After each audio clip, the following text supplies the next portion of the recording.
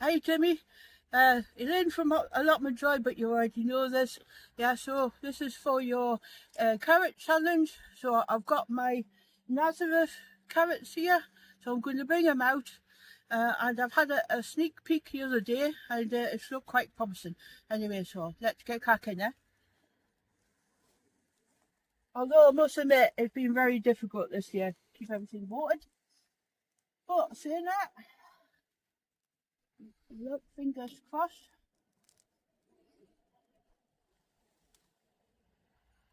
Right, I'm going to sneeze in a minute. Oh.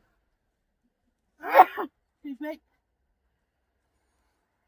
Oh, right. Let's have a look. Come on, don't let me down. Well, that one's split. Right, let's have a look. This one. No.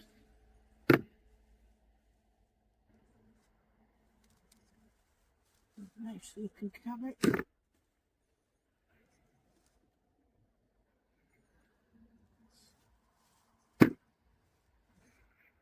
Woohoo! This one's a bit.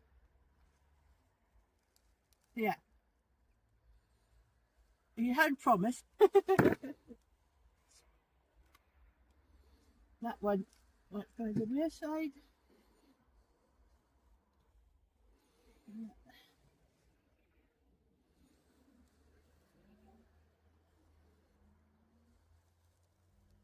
Right.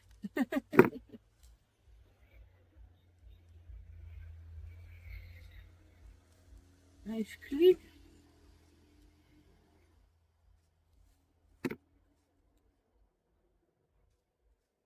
Definitely got a meal out of this.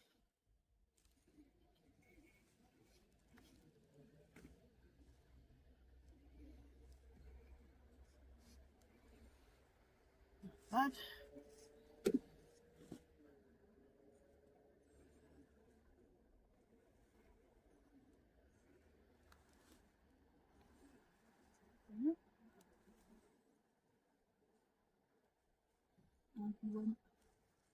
We also had some ants in here as well.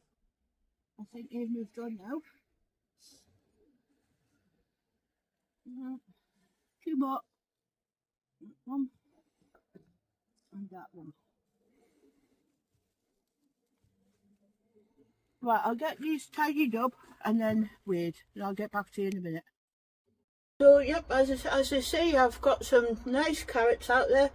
They're called Nazareth. I normally grow sweet candle and resist the fly as well. So these are called Nazareth, and this is for Jimmy's heaviest carrot growing challenge 2025. That's Jimmy from plot 41B. Yeah, so I took part in this competition. I should by rights have planted these a bit earlier, but I have kept them protected, and of course we've had heat waves upon heat wave anyway, so I'm very happy that they're very nice and clean. There's no fly damage on them at all. I'm very happy about that. Yeah, so I'll definitely be going Nazareth next year, and yeah, I can recommend it. Nice carrot. I think you just needed a bit more time anyway. So this one here, so this one and this one, yeah, the weights of these two have been put forward for the competition. But yeah, thanks very much Jimmy at plot 41B. Very good competition, and I'm glad you put me on to Nazareth, so cheers. So now it's time to bring in the sweet corn. I've looked at them long enough. I did a test one the other day and it was sweet. I already said anyway. So I'm going to bring these ones in, and I'm going to bring the ones out from over there. So that's just a little slack handful anyway, so I'm quite happy with them. And they're not the biggest sweet corn, but they are incredibly sweet anyway, so they must come out before the rat finds them. Okie doke. Time for to get this sweet corn out. Down, twist. So down, twist. veggie boy style. Let's have a look. Oh, Wishwell Farms. That's how they always take their corn in.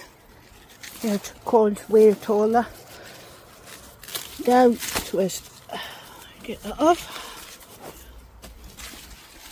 Down, twist. Okay, I'll bring you back shortly. So there we are, a nice little basket of sweet corn. Elaine 1, rats 0. Yeah, so I'm very happy about that. The top of it hadn't completely finished off, but still I've got a lot there. Very nice corn. I'll put the name up on the screen of this variety and also on the smaller variety as well. But there is a corn that I'm going to grow next year. It's called Damaun. I'll put the name on the screen as well, Damaun. And it's about a good, 10 foot.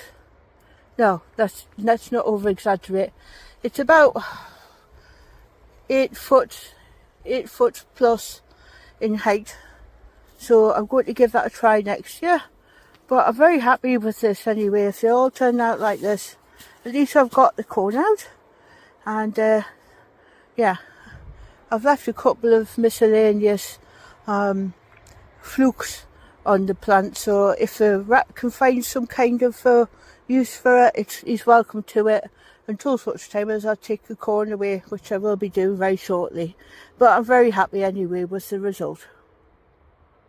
Well, that'll be it for just now, folks.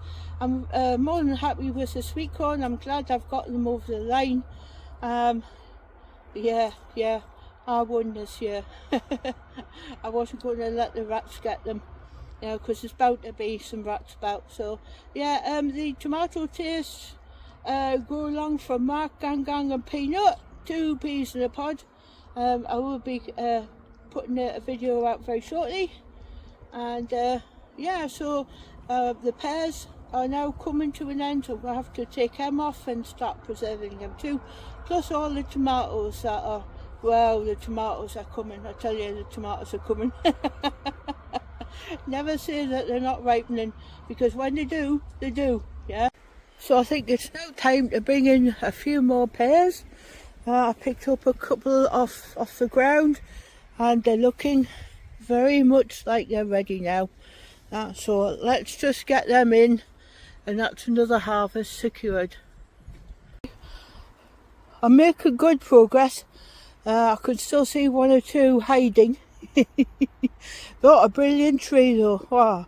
And the actual weight of the fruit, unbelievable. So I'm going to help take that strain off the plant. And yeah, basically if you lift the fruit up, yeah, and you come away in your hand, well, you know then it's ready to be picked, isn't it? But yeah, I'll show you what I've got anyway. Right, so I think there's a maximum 1 on here now. Let's have a look. Yeah, that came off no problem. Nice pear. Well, something had to go at that. But yeah, it's certainly taking the pressure off the tree now. In fact, oh, there's another one there. There's a little one. Take the one I've missed one anyway, like, but off it comes. Anyone else here? Yeah, put your hand up.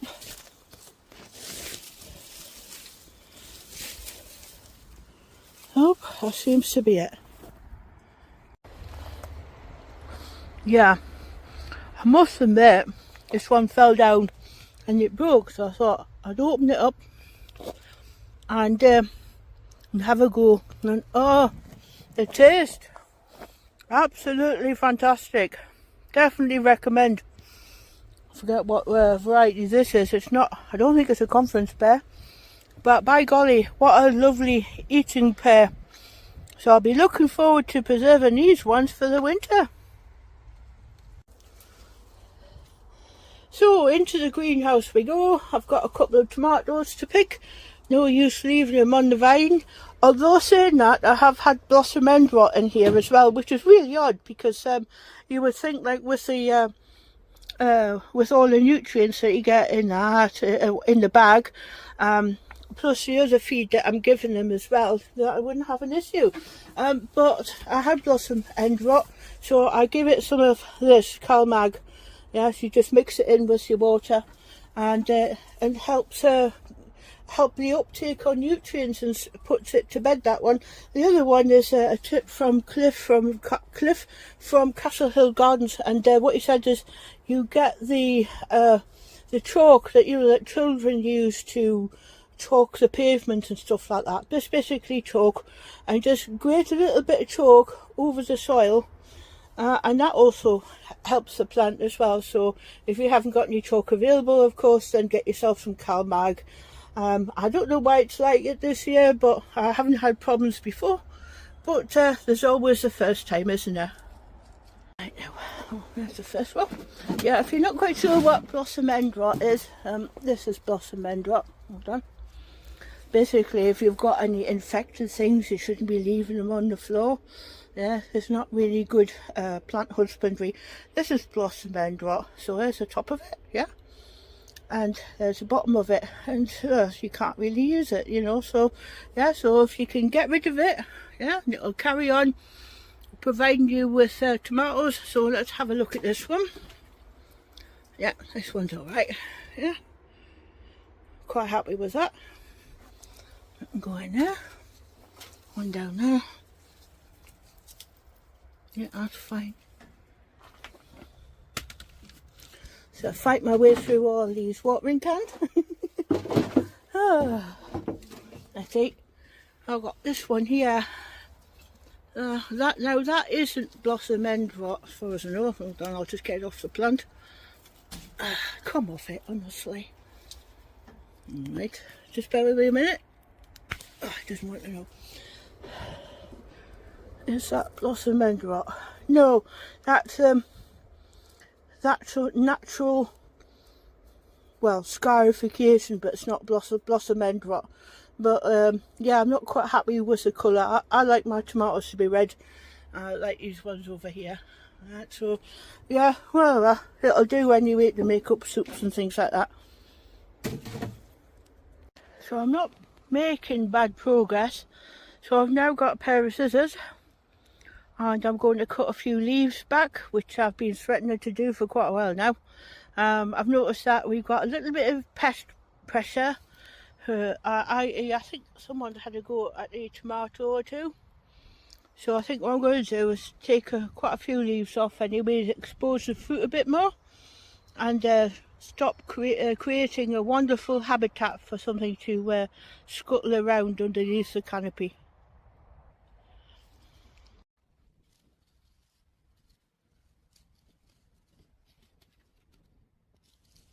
These will take them well.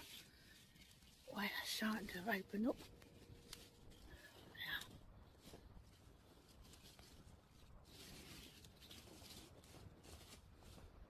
There's a couple there. I see some colour. They're hiding them. They really are. Yeah. Quite a few.